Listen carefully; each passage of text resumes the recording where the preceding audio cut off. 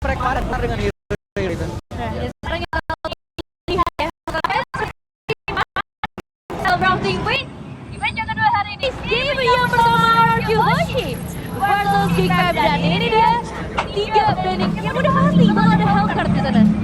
Yap. Hellcard kayak jadi autoban. Setiap kali kita melihat Geekfam, autoban untuk Hellcard-nya tidak akan diberikan sama sekali. Dan Jushinnya yang menjadi pilihan pertama untuk RRQ.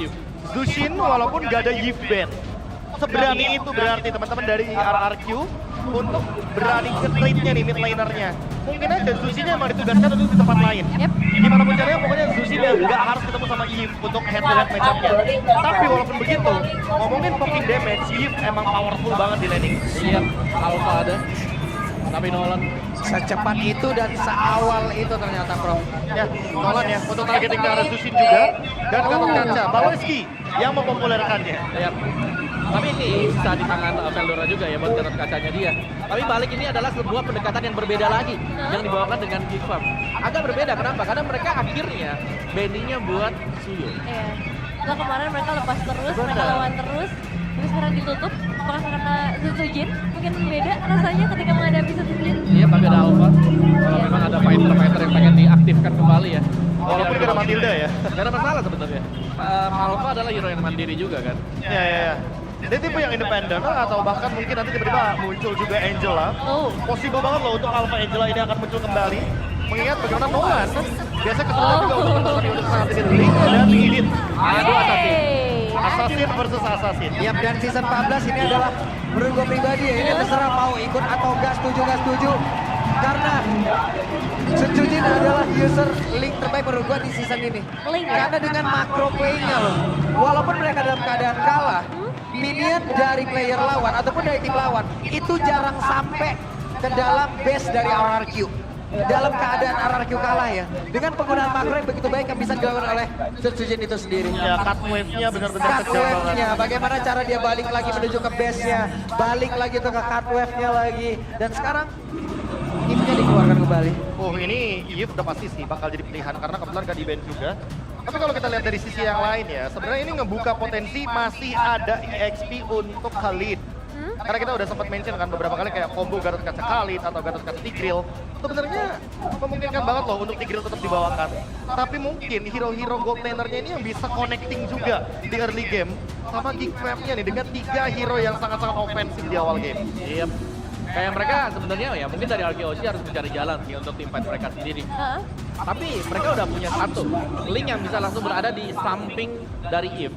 Karena tinggal menjadi partnernya yang bisa bermain mungkin EXP lane ya, yang bisa langsung di samping Eve. Mungkin seperti Khalid yang memang menjadi power, atau salah satunya Benedetta juga masih ada. Yuchong bahkan masih tersedia. Hildanya ditutup. Hilda deh. Hilda ya. Dijaga assassin-nya.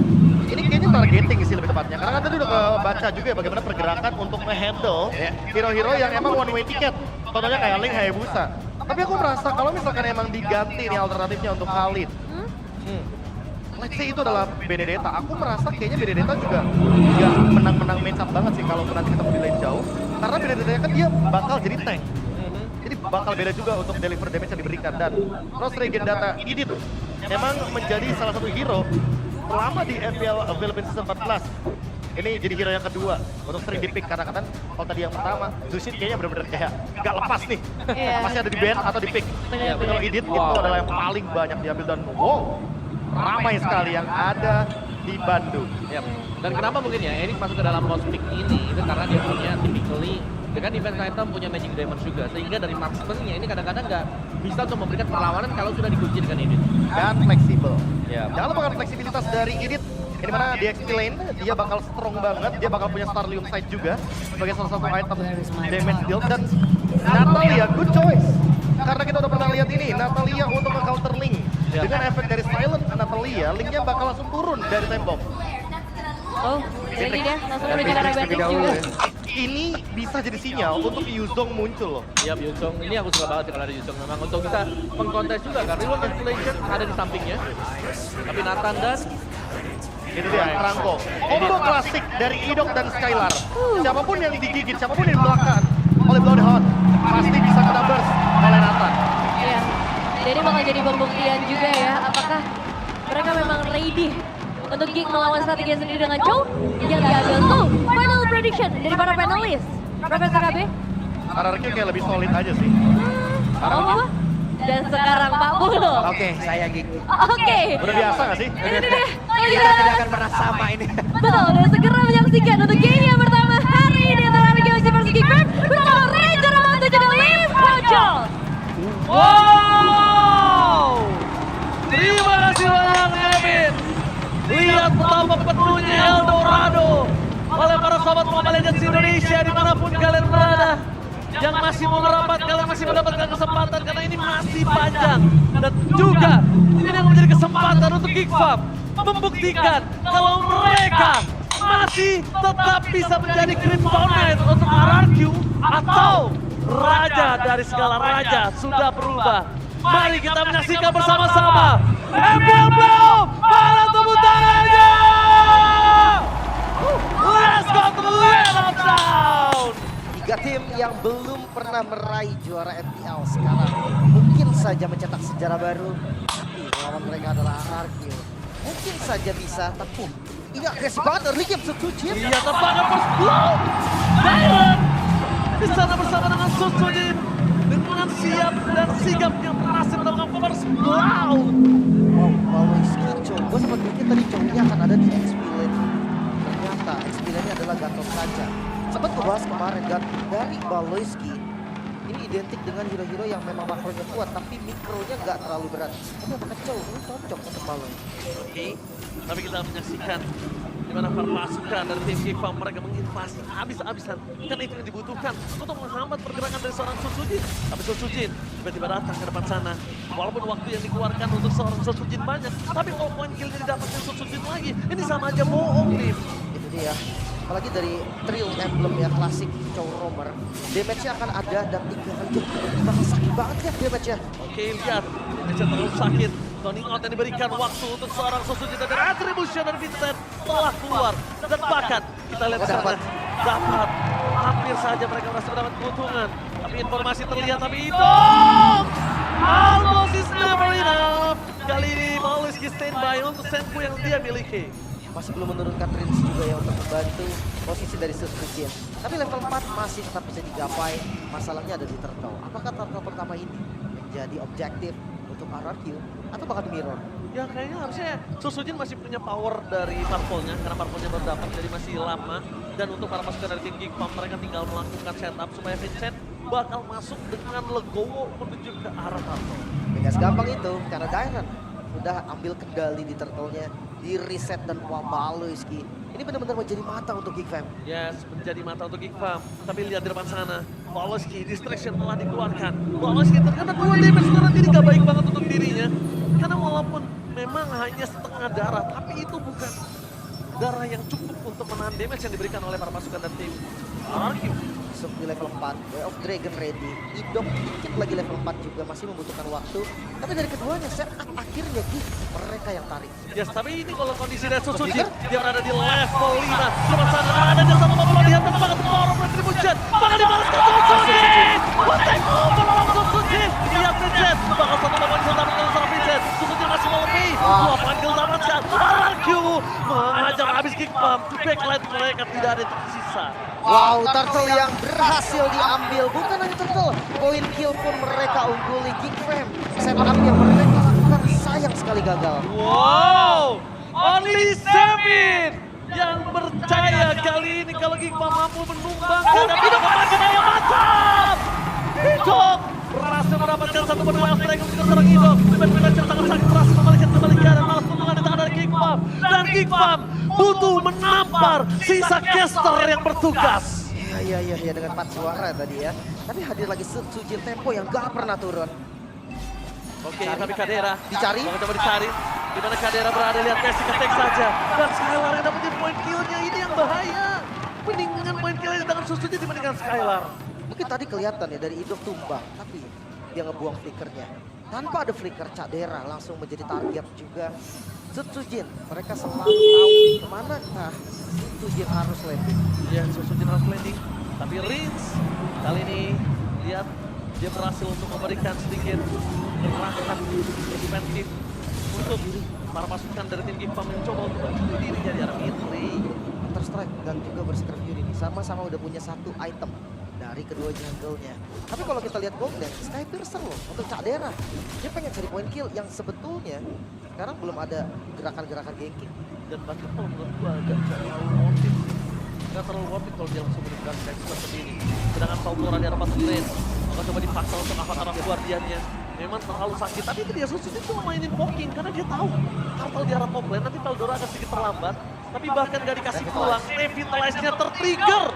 Ketika Revitalize tertrigger, informasi yang didapatkan oleh seorang Susuji di sana mencoba untuk menghindari seorang Paloski. Wild Dragon, udah ke belakang, Flicker for defensive, sudah pakai Candela! Terpaksa sana!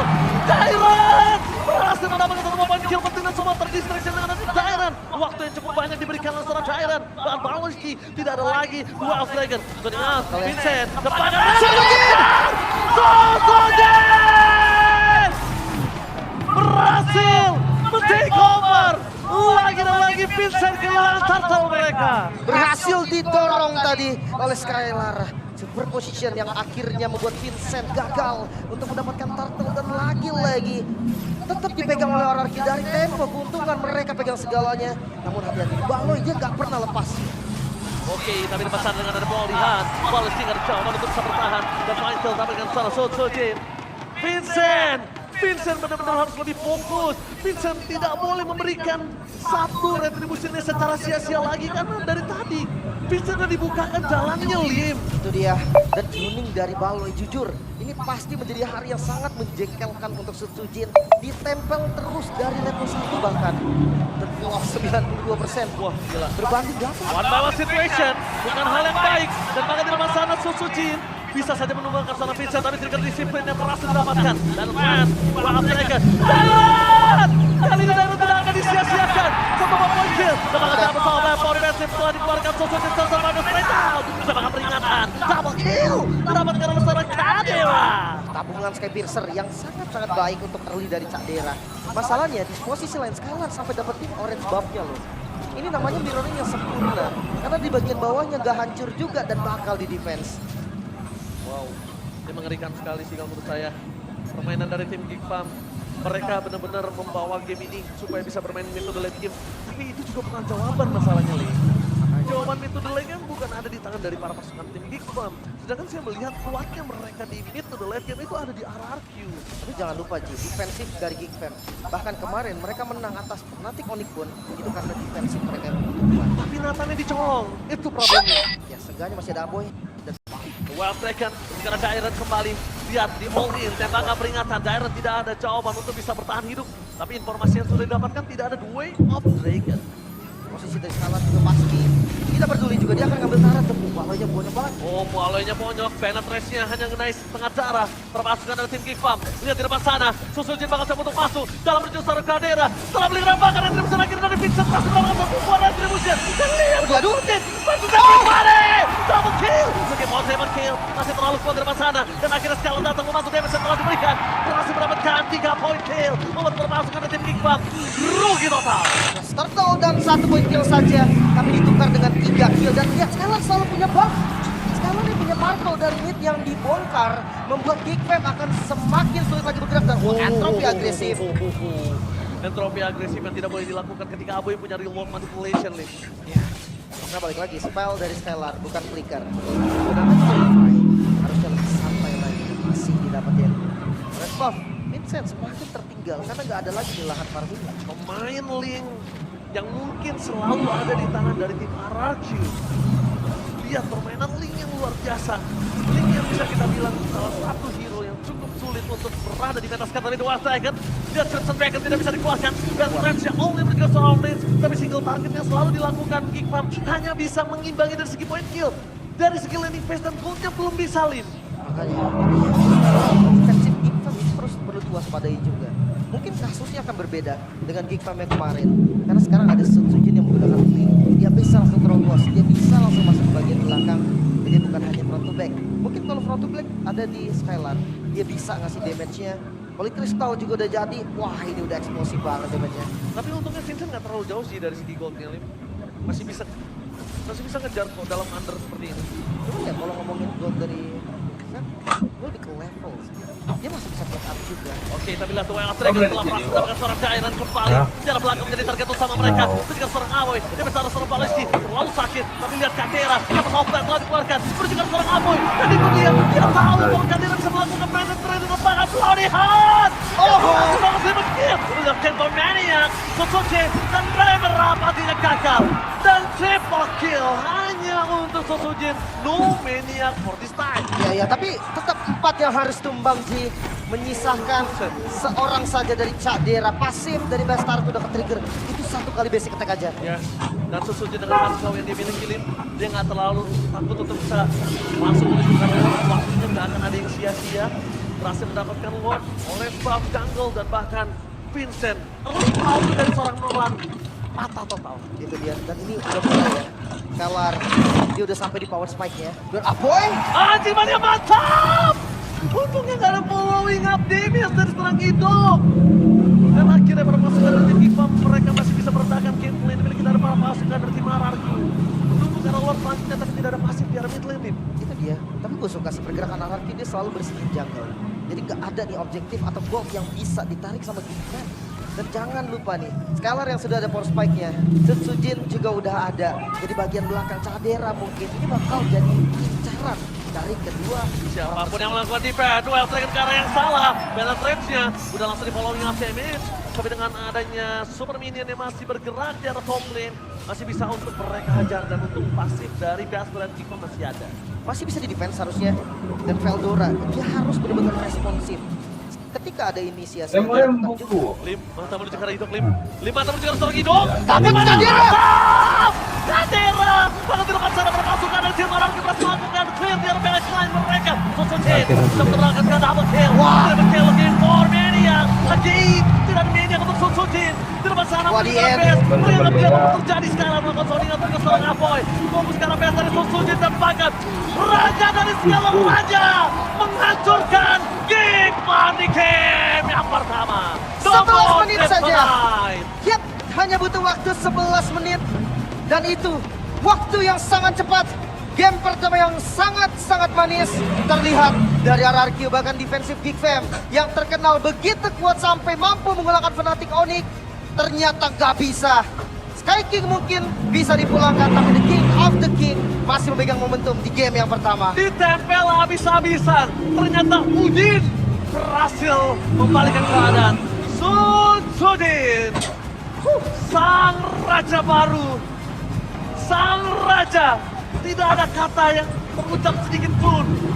Bukan hanya berdarah dingin, tapi dia raja yang tidak bisa ditebak. Itu dia, pilar baru dari RRQ yang dimana regenerasi mereka cukup ekstrim.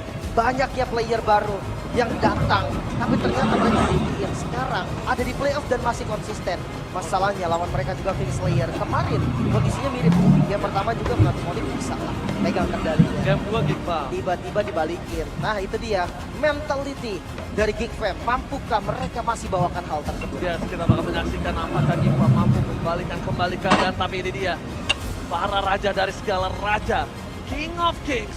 Kita bakal melihat gameplay dari hidup. Gue udah panggil lu kan, Lim, lihat hidup. Dan ternyata yang didapetin Cadera itu mahal banget loh, Lim. Pas banget tadi. Walaupun flicker, ya jelas yang kayak gue bilang tadi. Kali ini kondisi yang berbeda dari assassinnya. Link akan tetap bisa follow, akan tetap bisa ngincar bagian belakangnya. Sehingga Cadera benar-benar gak ada jalan untuk kabur.